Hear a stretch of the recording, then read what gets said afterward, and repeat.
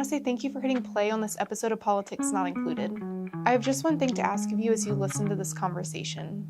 The goal of this show is to start bringing the humanity back to politics. And in order to do that, I need you to listen to this person's perspective with an open mind. This season, we're going to hear from candidates on both sides of the party aisle, as well as independent candidates. And I'm hoping that through these conversations, you'll get to know the people behind the campaigns and get to know the people that will appear on your ballot in August and again in November. And if you have something that you feel like you want to say that you wouldn't say if you were sitting in this room with us, I'm going to ask you to keep it out of the comments. We're here to genuinely get to understand somebody's journey and perspective. In order to accomplish the goal of this podcast, we need to go into this with an open mind and avoid attacking one another. Now, let's get this show started, and I'm excited to introduce you to the person that you'll get to know a little bit better today.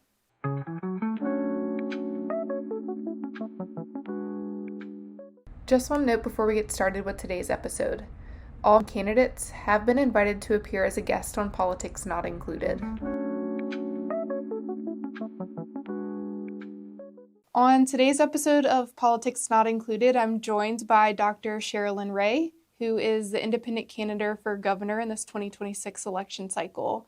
Dr. Ray, welcome to the show. Thank you for having me. I'm really excited to have you here. I know that you drove this morning from Wichita to be here in Manhattan, so you've made quite the trek, and it sounds like you have an upcoming busy travel schedule, so thank you for making the trip this morning. Thank you.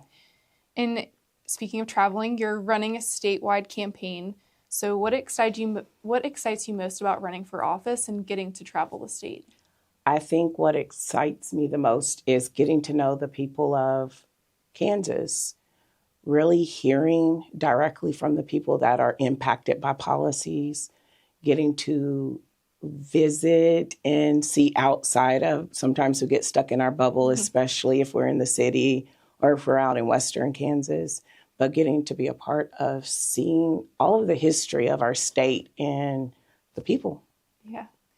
And you're the founder and CEO of Restoration Family Services, and you're a licensed specialist clinical social worker and a doctor of social work. It's quite the mouthful, but you've done a lot. So we want to make sure we capture that. And I found an interview where you said you pursued social work because of your previous life experiences. Can you share, to your level of comfort, what led you down the career path you've taken today and how those experiences earlier in your life have shaped you? Well, I definitely want to be as transparent as possible because I think part of my platform is transparency. And so if I can be transparent as a person, I can hold our state in being transparent with policies and with what's going on with funding. So a lot of the reason why I became a social worker is my history. I have experienced almost any form of abuse that you can think of. And it started early on, almost in years that I don't even necessarily have a memory, but I know it happened before the memories were able to stick. We experienced, like I said, from sexual abuse to physical abuse. As a teen, I experienced homelessness, and then I proceeded to get into a relationship that had a lot of domestic violence in it. And I think that all of those experiences together, along with my faith in God, moved me from just staying in a victim type mentality to becoming a true survivor and just having the grind and the grit to push past and not be what my life started out or let that define who I was going to be and how I impact in the future. Mm-hmm. And so, like I said, my history is why I have become a voice for the voiceless, because a lot of my youth, my twin sister did a lot of the talking for us, mm-hmm. and I was more of the silent person. And now that I know that I'm a survivor, and I know that my experience and what I've been through can help impact others in a positive way. I just want to be a voice for the voiceless. Mm-hmm. And was there, if you don't mind me asking, was there a moment that you had an experience with a social worker, or, like as a doctor of social workers, that you're helping other people along? Like what exactly does that look like? And was there somebody that shaped that experience and made you want to go down that path? Or? This is kind of crazy because when I first started college, I was into computer science. And Really? I love math. Yeah. That was my thing. And I just, with the youngness of where I was, I hadn't had a lot of interaction outside of my bubble. And so some of the classes were a little bit more difficult for me to understand people that weren't in my bubble. And so I moved and I transitioned to art. Art is great. I love to draw, paint, whatever. But when you have little kids that think your art is pretty, yeah. They kind of mess up your assignments. And I'm like, there's no way I'm going to get through art with toddlers. I need to go something more realistic. So I prayed and I thought, what do I naturally do? What is something that I can wake up every morning and be happy about? And that was, I serve people, I help people. I started a food ministry at church and I helped in the youth. It was always about helping people to achieve and be better, not just necessarily a handout, but helping to feed them and then teaching them how to fish and making it to where it's sustainable. Mm-hmm. That's a really interesting story. And it's funny how life kind of guides you to where you're meant to be. And yes. I love that kind of just door opened up for you. And now you are the founder and CEO of Restoration Family Services, which you started and have built up. And based on looking at the website, it sounds like you offer resources like how to become a foster parent, family services, access to therapy, and community engagement. Like, those are all really powerful tools for the community. How did you go from this is necessary for people to have access to actually putting it into action and creating this? Well, what I notice is that working for other people, your voice only goes so high, and you can see people being hurt by by services that should be helping them. Mm-hmm. And so at some point, and this is kind of like a motto, and I tell all of our staff, go to work every day like you're going to get fired, because there were so many times that I would speak out to someone in a position and I would text my husband or call my husband and I would say, honey, I think I'm going to get fired today. But I felt like in the name of what's right, if being fired is what I get, at least that person had someone speaking up for them and standing on what was right. And so I'm like, you can't make a difference from this position, maybe management.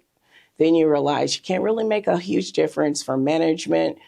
So eventually after going up, then it was like, I'm thinking about starting my own agency, but I'm going to be honest. I was like, I don't know about that. That's just a lot. So I did private practice for a while. And then I had people start calling me like, I heard you're starting your own agency. And I'm like, I don't even know how these people got my number. But they're like, I want to be one of your first homes. And I was like, okay, God, I hear you. Mm-hmm. And so I just put faith into action and actually took the step. A lot of that beginning of funding the agency and making for sure our families got paid, was me doing private practice and turning around and putting that money back into the agency. My sister, she was racking up credit cards just to make for sure that we were taking care of the families that we were serving. And then my husband got the responsibility of making for sure all of the bills at home was paid. But I mean, I feel like it was worth it just because taking something and growing it and being able to make changes and have a say in those changes being made if it's negatively impacting. Because I think what we don't think of in business or in people, period, is when you're serving, your population is evolving and they're changing. And if your business remains status quo, the impact remains status quo. And so you're not evolving to directly impact those people in a positive way. So it's just good to have that ability. So it sounds like you kind of have the philosophy of pushing back in the name of like standing up for people, and that sounds like the skills required to make you successful in the job that you're running for now, which is governor. Yes. So you have, before we kind of dive into the governor conversation and leave a little bit of your personal life and backstory, I'd love first to hear about your spouse, and you have 7 kids, and fostering is a part of your life too. Yes. What does that aspect of your life look like, and how does that fit into your career as well? Sometimes it's a little crazy, but I am a firm believer that if we're advocating for foster families, if we're advocating for people to stand up for children and families, that you don't just talk about it, you be about it. And that means getting involved, being a part of the solution. So our family, we've been fostering for, I don't know, it's been a while, probably at least 10 years. We have my biological 4, which are all adults now. Thank you, God. You made it. Our youngest is 18, and she just graduated from high school last year. And then we adopted 3. We adopted the 3 when we went into foster, and it was never about adoption. Like, our goal was never adoption. The kids, they knew. They were like, oh, we're here until we find permanency. Mm-hmm. Those 3 went to a foster home, and that foster home ended up splitting them up. We got the oldest 2 back. The home wanted to adopt the youngest, but the oldest 2, they wanted their sibling, which created a court battle. We had to hire an attorney, and we went in with the intentions of doing what's right for the kids. Our prayer was never, let us be the adoptive resource, but God, let it go in favor of what's best for all 3 of the kids, not together, not one single one, but all of them. And that ended up being us. And so the 3, they were siblings then, yes. And you had them together. And so we ended up adopting all 3 of them. And then we've still continued to foster in the process. Right now, we have 3 long-term placements with us, and 1, I don't know what to call her right now, but I mean, she's there. They asked us to help, and we're helping. And so we have 4 beautiful girls, mostly teens. Sounds like you have a very busy life. I can only imagine. Especially with a bunch of girls. Yes. And how old are the 3 that you adopted? Age range, like right now we have our youngest boy is 8. The girl, she is 12, and our oldest boy is 15. And so in terms of deciding to run, you have your adult children, and then you have kids in your house, and then you have more kids in your house. Were there certain conversations that you had to have with them in terms of, I want to run for this, you're my family? Like, what was that aspect in making the decision like for you? So it was a lot of talk first with my husband, and then like supports and what the support system looks like, because even though I'm running a campaign, I still have an entire agency that employs, I think, about 20 people. And so that matters. And so my twin, in the process of me getting a doctorate and considering running for a state office, she also got her master's degree because it requires a master's degree to run the agency. And so making for sure that that was solid first and that the agency would be okay, I had the conversation with my husband and then started bouncing it off of the kids. Like, how would you feel about what do you think this would look like? And then we had the real conversation where everybody was together on this past New Year's, really. And it was like, it's going to be a complete invasion of privacy. I won't be as available, and I will do my darnest to make the really big things, but I won't be able to make everything. And I think that overall, they took it pretty well. Oh, also, kids in social media. It was more of we have to be aware of what we're saying and what that looks like. All of my older ones, the majority of them, they mainly only use social media for business aspect of things. So wasn't really too worried about that. And in terms of your career, you mentioned the agency and running for this. Obviously, as you mentioned, you're putting some of that stuff on the back burner. So in terms of running for governor, what do you feel like you've had to set aside, at least temporarily, in your career to make a run for governor? Do you feel like you're making, obviously, there's some level of sacrifice there, but what's that like? Showing up for certain meetings has kind of been a schedule conflict. So if I have to be out of town, I have to have cover down by our other leadership. And then just in the personal life, like games, my kids' games and stuff. I like to show up.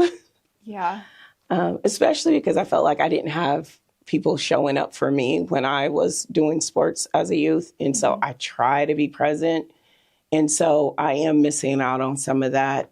I do try to make for sure either I get a FaceTime or a video of the kids playing.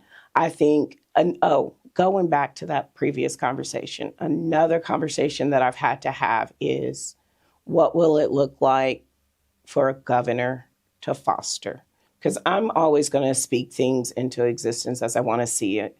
And when I'm selected for governor, I'm not kicking my foster kids out. Those are my kids. And so what does that, I've asked all of the agencies that we work with, what does that look like? Because they're stable and they're doing really well. We don't want to just disrupt that. So is that something that comes from the agency side? Is that, I don't know all the terms there, but is that something that the court, I guess, mandates that says that can't be the case, or? Well, you have regulations and policies, but as long as we have a sponsor and agency, and that sponsor and agency is willing to sponsor our foster home, we really have nothing to worry about. I'm not licensed through my own personal agency. I feel like that's too much of a conflict.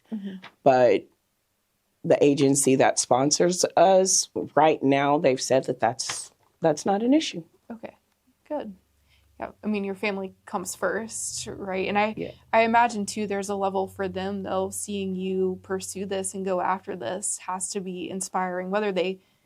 8 years old is fairly young in the terms of understanding that, but I think that you'd also be inspiring them, even though you're missing some games, but hopefully they look at that and think, wow, look at mom go, that's also a really beautiful thing. And at what point did you first start thinking, maybe I should be the governor, maybe I should be leading at this level, and why governor specifically in terms of running for office? So there's a lot of decisions that are made in our state that directly impact children and families, businesses, family businesses. And again, I'm one of those people that if you won't let me have a seat at the table, I'm going to build a table next to that table. You're going to be forced to see me. And not only are you going to be forced to see me and hear me advocate, I'm going to invite other people that have been shut out of that table and give them an opportunity to have a voice as well. And so I know from that position, that makes it more viable for me to provide an opportunity for everyday people to have a voice. Mm-hmm. I've seen some articles on social media, and just in general, you hear people talking about their opinion of what a governor looks like. And it seems like in some circles, there's an expectation that you have some level of legislative experience or X amount of money to power your campaign. Like, what's your perspective on that opinion? My perspective is, how has it worked out for us all this time? Mm-hmm. I want someone who understands the struggles, the everyday life, to represent me. And if people are saying they want to see something different, they want change to happen, they have to vote that change. And that's not sticking with political party platforms and those agendas. And a lot of the platforms are seemingly extreme, and it doesn't represent the majority of Kansans and how Kansans think. And so, and as far as the money, I say if people really want change, put your money where your mouth is. I don't care if it's $5. Donate to the candidate that you feel like represents you the most and is going to have your greatest good in their heart and in their mind. Someone that has a history of showing support for people, for representing people, and just being a voice for those people. And you touched a little bit on platforms and being on the extremes. You're an independent candidate, and thus far, Kansas has not had an independent governor. So you're facing a little bit of an uphill battle. Why did you decide to go the independent route? And you're building the platform from scratch instead of, if you're associated with a party, you have a little bit of a built-in bump there. So why independent, and how are you building your platform?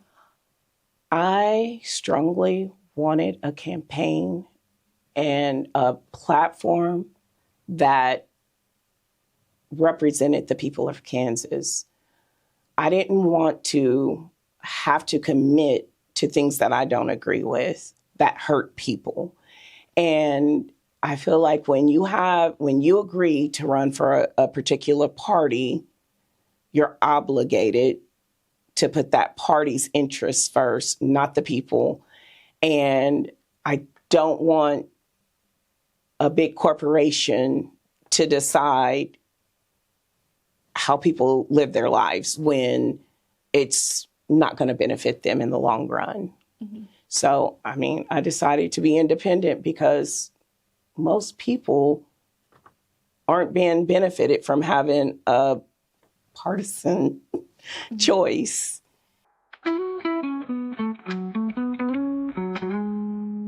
Just a really quick interruption from the conversation that I hope you're enjoying. If you want to hear more of these conversations in the future, please consider hitting the follow or subscribe button in whatever platform you are listening or watching this episode. Just that one click of the button really helps us expand and grow the show. Thank you.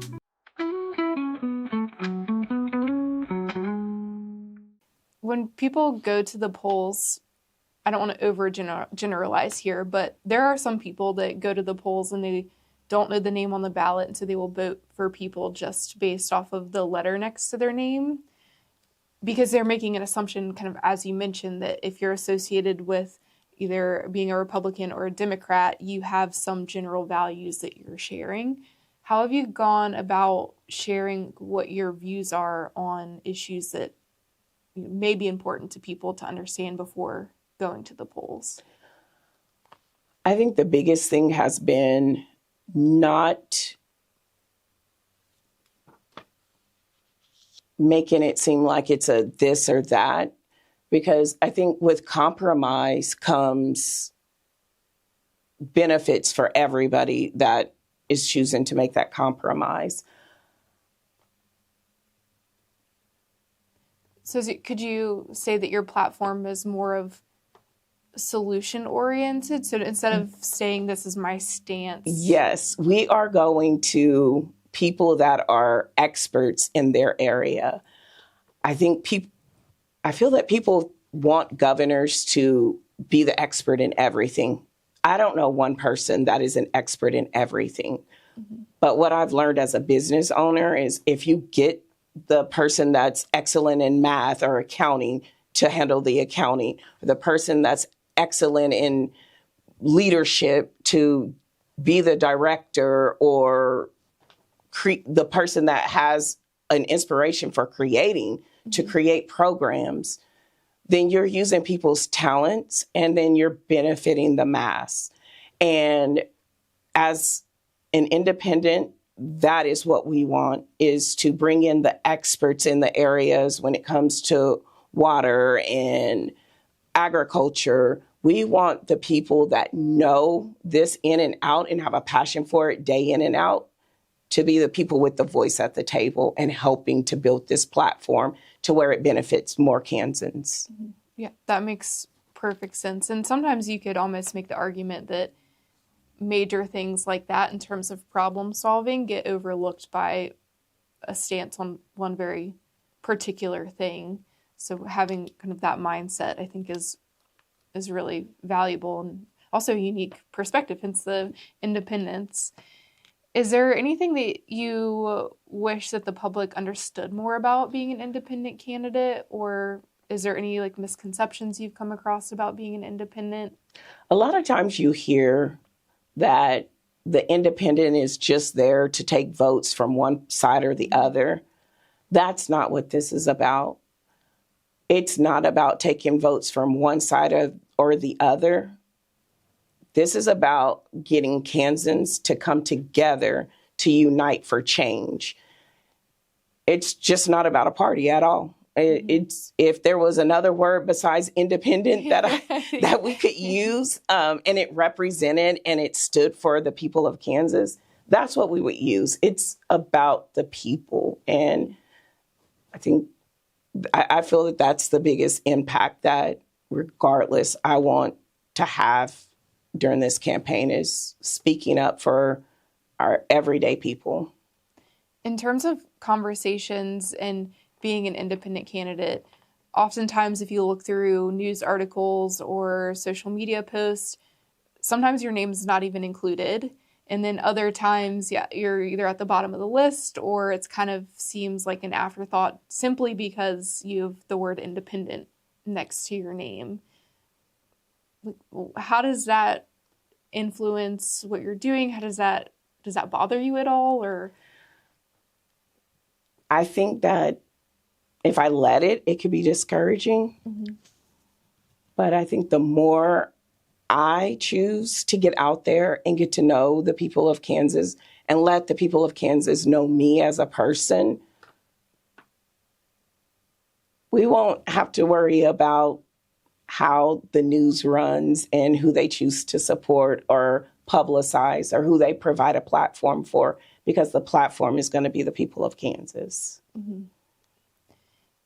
And how would you say that running for governor thus far has changed your life? I've heard other people give interviews that have run for high-profile elections, and they say, regardless of the outcome, that it has had an impact on their life.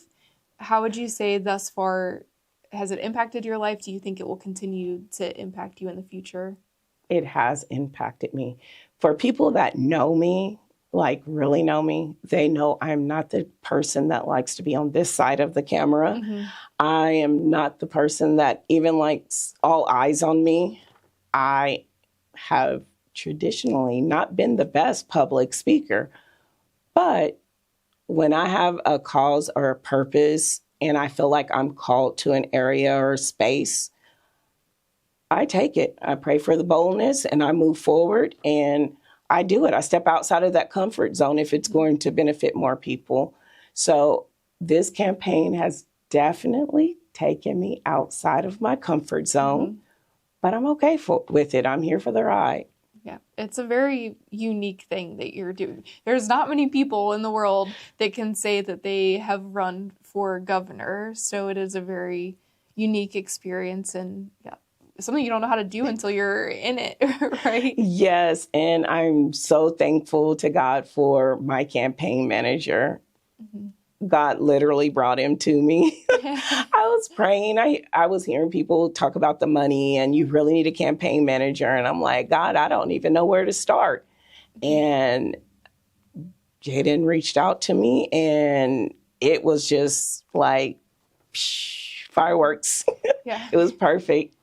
Yeah. Sometimes having the right people in your life make all the difference in terms of campaign manager, but also it sounds like your family is very supportive too. And kind of jumping back to your experiences and how that translates into the role as governor, founding a nonprofit, running a nonprofit, you also have a lot of experience, as you said, in the private practice before that and life experience. How do you think that those things will help you in the role of governor, particularly when facing challenges? And you've mentioned that being solution-oriented and kind of bringing people together is a huge part of your campaign. How does all of that come together for you? Well, I know people. I know how to, like I said, I have grit. I've been able to come up from where my future looked like I would follow the path of a lot of my family members and end up in poverty or incarceration, stuff like that. But I've been able to see what it takes to overcome that and impact other people with it. I don't know. I think that as a leader, I've been more of a leader that follows, in a sense of, if you can't be a good follower, you can't be a good leader. I know what it's like to follow. I know what it's like to want change to happen in leadership. And so I always take the time to hear the voice of somebody that may not be as in an elevated position as me, and utilize that for change and for the betterment of just people, period. Mm-hmm. I mean, you have a very unique background that positions you to listen to people in a different way, and that's your career background and bringing people together. Shifting a little bit into some of your own kind of philosophy on how to run and manage a campaign, that it takes months to go through this process and run for governor. And I'm sure it's all consuming at times, that it's a lot of effort and you're literally committing yourself to it and your family and your career.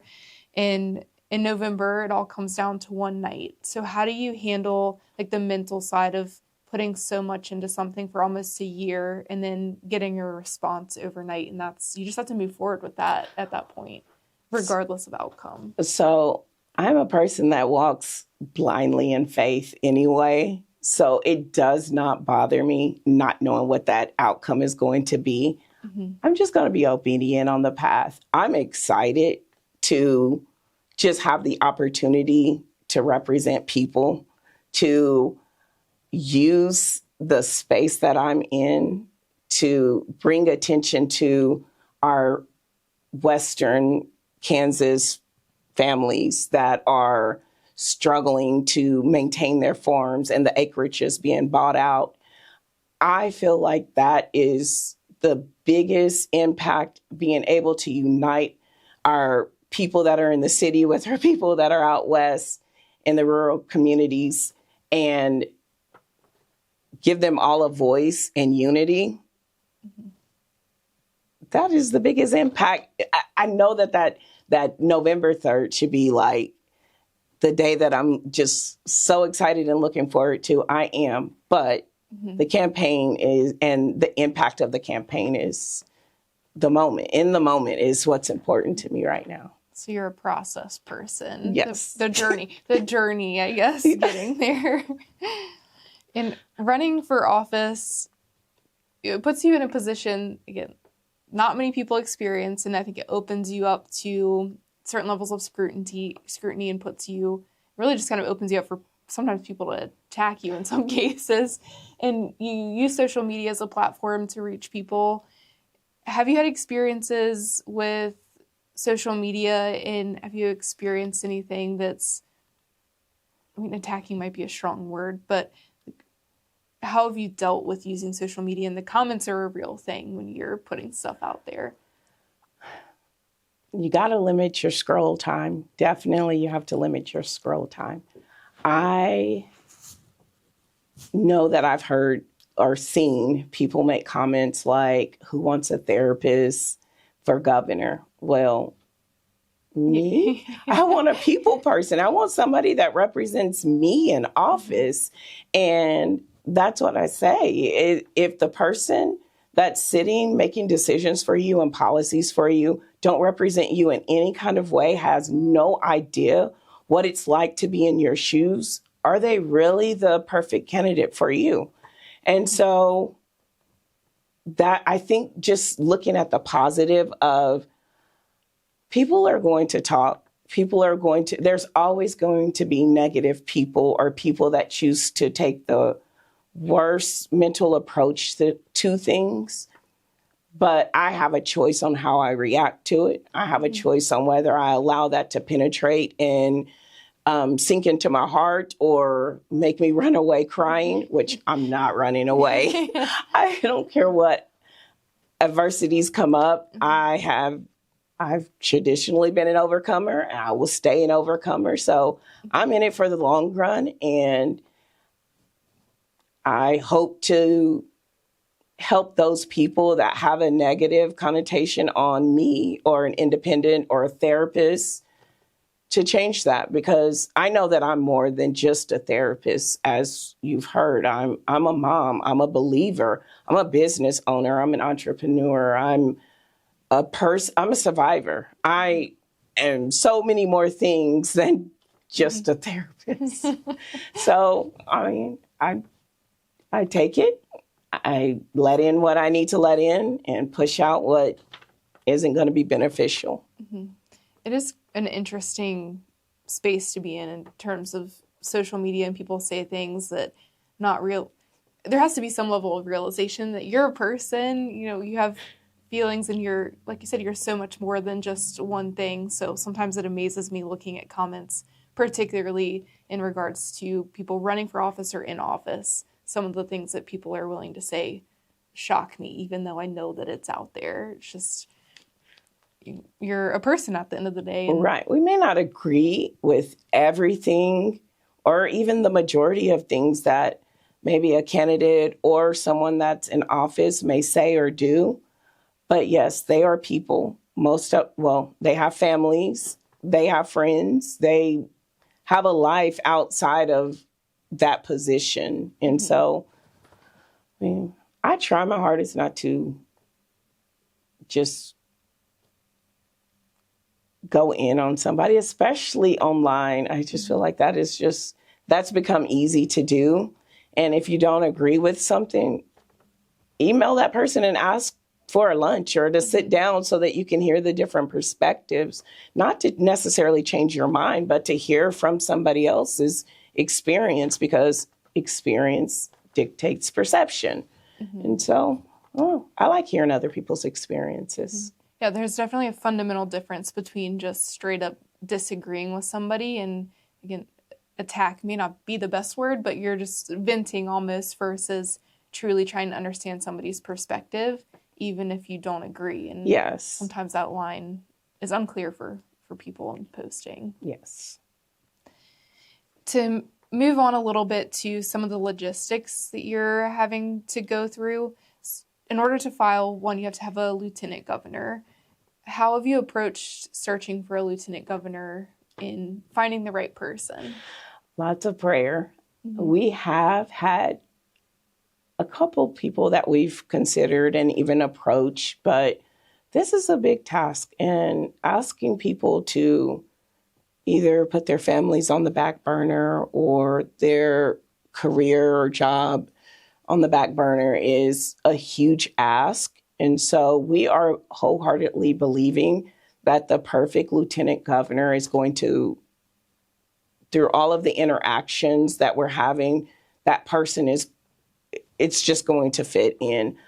We want someone that is, number one, open to hearing other people, and it doesn't have to just be your way or no way, because we can't function as a society like that. And we want somebody that definitely loves Christ and that just want to see change happen and want to represent people that otherwise wouldn't have that representation. And also, in terms of filing, being an independent candidate, how does that process vary from if you were a Republican or Democrat? And are there any additional steps that you have to take? Yes, essentially, if you are on one of the two main parties, you pay to play or pay to run.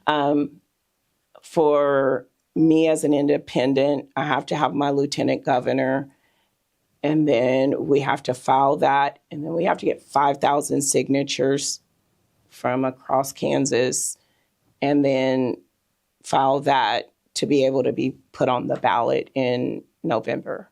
And if somebody wants to support you in that process, is that something they can do online, or do they have to physically sign a paper? How does that work?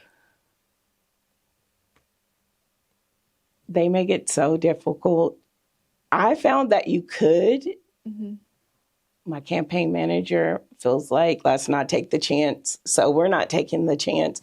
We'll come to whoever for signatures at this point. We're willing. We don't want a reason for our application or to be thrown out or to not be put on the ballot. So we're going to get in-person signatures. We're going to go around the state, and that is going to be our mission. We want people from all over Kansas to have a voice and to be a part of signing. We don't want to collect signatures just in the Wichita area, because that's the area that I live in. We want people to know who I am and to have a voice in that.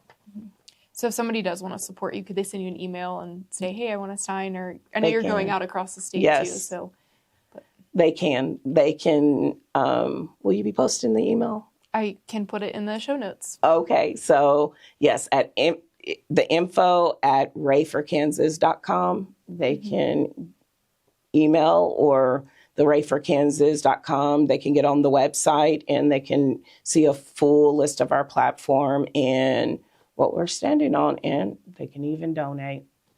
Yeah, I'll put those links in the show notes so you can see those below. And now we'll wrap things up with the last 3 questions that I'll ask every guest this season. And the first is, if the race were to end tomorrow, what would you be most proud of just by stepping into the race? I would be most proud of stepping outside of my comfort zone and doing something that the 5-year-old me never would have imagined. I wasn't the kid that was like, one day I'm going to be president or governor. I mean, I was more of I'm going to sit at a computer and do code or something behind the scenes. And so I'm definitely proud that I didn't let fear or anything else hold me back. And when people hear your name 5 years from now, what do you hope they associate it with?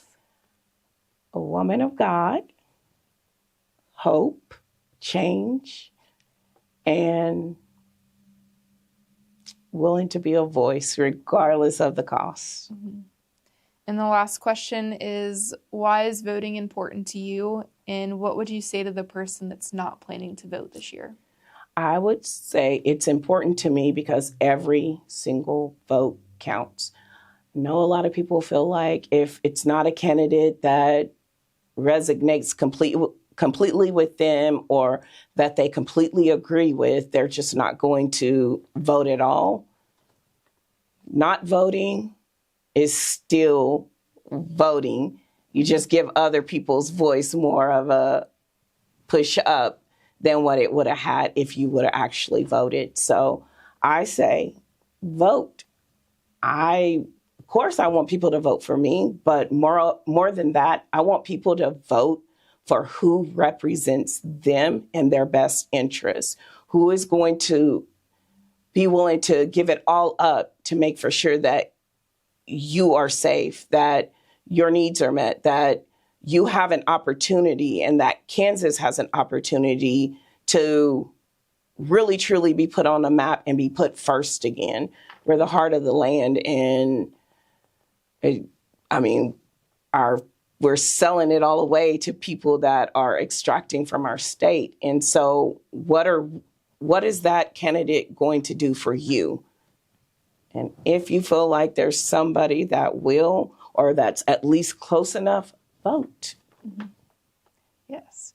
Well, thank you. That wraps up our show today, and I really appreciate you coming on and, again, driving to Manhattan to be here today. No problem. I appreciate it so much. Thank you. Yeah, thank you. It was lovely to have you on. Thanks. Thank you so much for listening to this episode. I really hope that you enjoyed and learned something from this conversation. Politics Not Included is hosted by the Transparent Campaign Initiative. We are a 501c3 nonprofit organization, and if you did enjoy this show and want to see this organization continue to grow, we would really appreciate if you would consider making a donation or follow us on our social media pages. That support helps us grow as well. The links are in the show notes. Thank you.